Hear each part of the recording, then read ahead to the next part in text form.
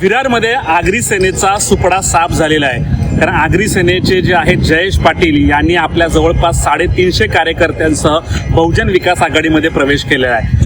माजी आमदार हितेंद्र ठाकूर, क्षितिज ठाकूर, महापौर राजीव पाटील यांच्या उपस्थित हा प्रवेश सोहळा झाला।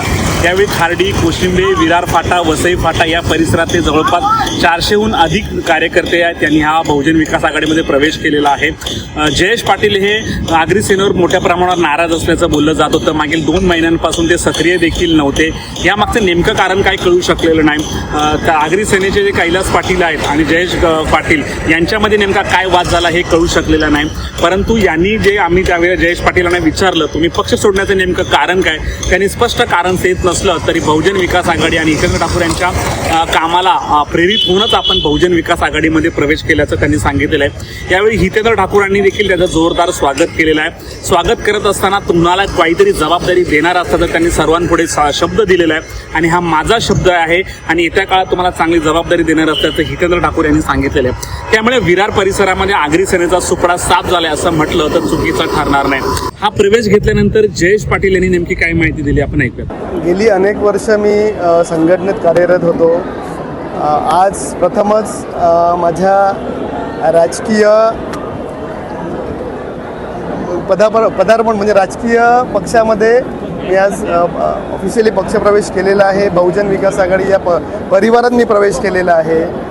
कर्तव्यम परम धर्म सेवा परम धर्म आजपर्यंत आपण गेली अनेक वर्षे ह्या ब्रीदवाक्याखालीच आजपर्यंत वसई तालुक्याची सेवा केलेली आहे। म्हणजे आपणास ज्ञात असेल तर आपण मंत्रिपदाची ऑफर असतानाही फक्त आणि फक्त वसई तालुक्याच्या पाण्यासाठी आपण मंत्रिपद नाकारलं। आपण सगळ्यात जास्त प्राधान्य कोणाला दिलं तर ते आपल्या वसई तालुक्यातील जनतेला दिलं। आज आपले क्षितिज दादा असतील ह्यांचं जे विजन आहे, आज जे स्पोर्ट्स कॉम्प्लेक्स होतं आहे आणि ह्यांचं जे विजन आहे त्या विजनच्या अनुषंगाने येणाऱ्या जर स्वप्न साकार झालं तर निश्चितच वसई विरारचा कायापालट हा झालेला असेल आणि वसई विरारचं नवीन रूप आपल्याला बघायला मिळेल। आज मी आज एका राजकीय पक्षात आणि परिवारात प्रवेश केलेला। उमेदवारी न मिळाल्यामुळे तुम्ही नाराज होते का? असं काहीच नाही आहे। राजकीय पक्षात आणि बहुजन विकास आघाडीत येण्याचं सगळ्यात मोठं कारण मी आप्पांना जवळून भेटलो, जवळून बघितलं। दुरून डोंगर साजरी, दुरून आपल्याला वेगळं काहीतरी चित्र दिसतं, पण प्रत्यक्षात जेव्हा मी समोर आलो, आप्पांना भेटलो, जवळून भेटलो तर मला सगळ्या चित्र जे आहे ते स्पष्ट झालं। आणि खरोखर जर वसई तालुक्याचा कोण विकास करू शकत असेल तर ते आदरणीय आप्पा आहेत, आदरणीय दादा आहेत, ह्यांच्या नेतृत्वाखालीच वसई विरारचा विकास हा संभव आहे। मी 4 वेळा बोलताना चुकतील पण बोलले नाही तर आम्हाला कसं कळणार? त्याच्यामुळे बोलायला शिका आणि हक्काने बोलायला शिका।